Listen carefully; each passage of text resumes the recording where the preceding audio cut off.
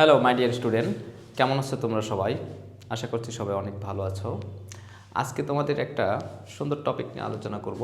এটা হচ্ছে যে নবম দশম শ্রেণীর রসায়নের একটা মূল যে থিম, অর্থাৎ তোমাদের দ্বিতীয় চ্যাপ্টার যেটা আছে, দ্বিতীয় চ্যাপ্টারের পাতন এবং আংশিক পাতন, এটা নিয়ে অনেকেরই সমস্যা হয়। তো দেখো যে পাতন কী জিনিস এবং আংশিক পাতন কী জিনিস। অনেকে ভাবে যে পাতনও যেটা, আংশিক পাতন ওইটা। আসলে এটার মধ্যে সামান্য একটা পার্থক্য আছে, আর সেই পার্থক্যটাই আজকে তোমাদেরকে দেখাবো। এবং পাতনটা কী জিনিস, এটা দিয়ে আমরা কি করি, আংশিক পাতন এটা কি, এটা দিয়ে কী করা হয়, এটা আমরা কখন অ্যাপ্লাই করব, এটা কখন অ্যাপ্লাই করব।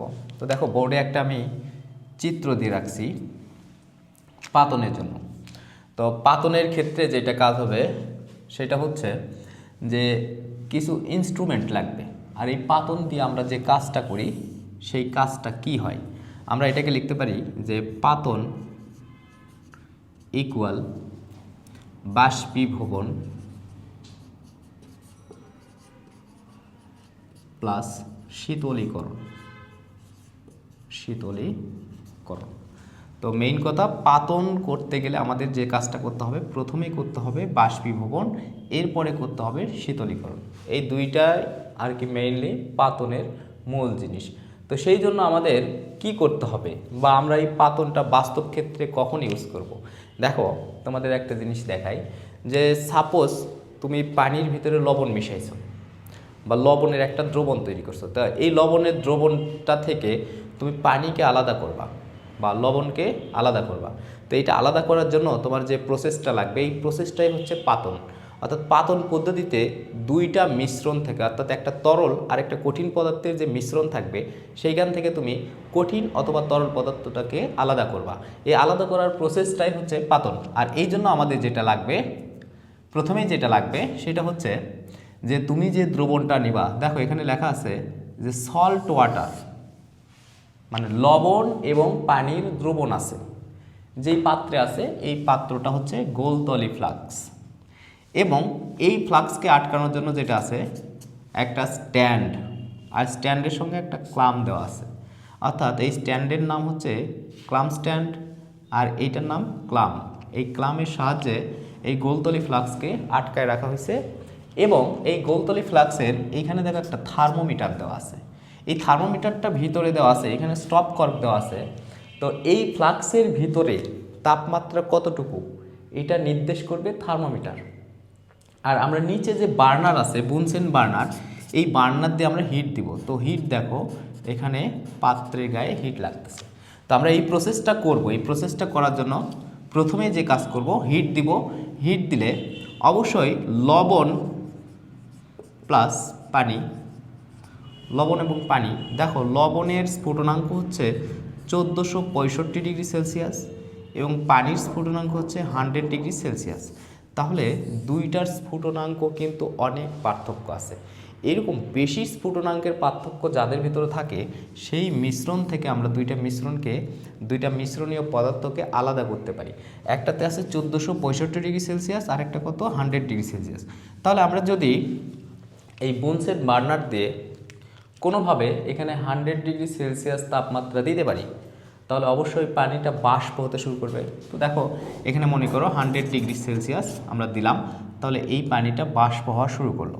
এবং এই বাষ্প হওয়ার পর এই দিক দিয়ে পানিটা চলে আসবে।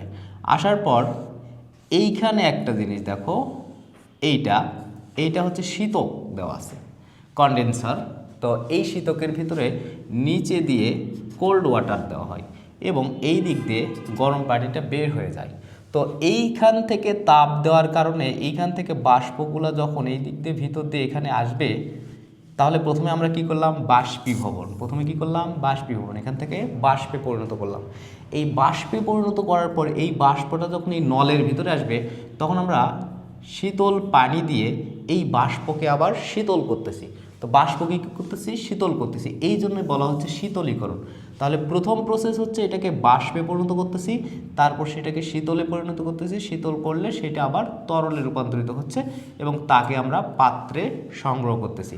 তাহলে এইখান থেকে আমরা দেখলাম যে পাতন প্রসেসটা হচ্ছে যে একাধিক মিশ্রণীয় পদার্থ থেকে একটা পদার্থকে আমরা যদি আলাদা করতে চাই, ধরো এখানে আরও 2-3টা পদার্থ থাকতে পারতো, আমরা সেগুলোকে আলাদা করতে পারতাম। তাহলে পাতন পদ্ধতিতে আমরা আলাদা করব এইভাবেই, কিন্তু সেখানে অবশ্যই স্ফুটনাঙ্কের পার্থক্য অনেক বেশি হতে হবে। আর আংশিক পাতন সেটা আমরা পরে বুঝতেছি। তো পাতন কি? পাতন হচ্ছে অবশ্যই দুইটা মিশ্রণীয় পদার্থের মধ্যে যে স্ফুটনাঙ্কের পার্থক্য, এই পার্থক্যটা হতে হবে বেশি। তারপর সেটাকে আমরা হিট দিব, হিট দিলে সেখান থেকে তারপর আমরা আরেকটা মিশ্রণীয় পদার্থকে আলাদা করব। অর্থাৎ এখান থেকে আমরা লবণকে রেখে শুধুমাত্র পানিকে আলাদা করলাম, এটা হচ্ছে ডিস্টিল ওয়াটার। ঠিক আছে, তো এইটা হচ্ছে পাতন পদ্ধতি। এখন কথা হচ্ছে আংশিক পাতন এইটা কি জিনিস? পাতন তো শিখলাম, আংশিক পাতন এইটা কি জিনিস? আংশিক পাতন প্রসেসটাও সেম এইটার মতোই, কিন্তু আংশিক পাতনের ক্ষেত্রে যেটা হবে সেটা হচ্ছে 2 বা ততোধিক তরল পদার্থ তাদের যে মিশ্রণীয় টেম্পারেচার অর্থাৎ স্ফুটনাঙ্ক, এই স্ফুটনাঙ্কগুলো প্রায় কাছাকাছি হবে। যেমন একটা যদি স্ফুটনাঙ্ক 100 ডিগ্রি সেলসিয়াস হয়, তাহলে আরেকটার স্ফুটনাঙ্ক হয়তো 150 ডিগ্রি সেলসিয়াস। তখন আমরা দেখো এখানে পার্থক্য দেখা যাচ্ছে মাত্র 50 ডিগ্রি সেলসিয়াস। তো এই ক্ষেত্রে যদি আমরা অংশ অংশ ভিত্তি করে পাতন করি, তখন তাকে আমরা বলবো আংশিক পাতন। তাহলে আংশিক পাতন এবং পাতনের মধ্যে মেইন যে পার্থক্য সেটা হচ্ছে পাতনের ক্ষেত্রে অবশ্যই যে স্ফুটনাঙ্কের পার্থক্য এটা হবে বেশি, আর আংশিক পাতনের ক্ষেত্রে স্ফুটনাঙ্কের পার্থক্যটা হবে কম।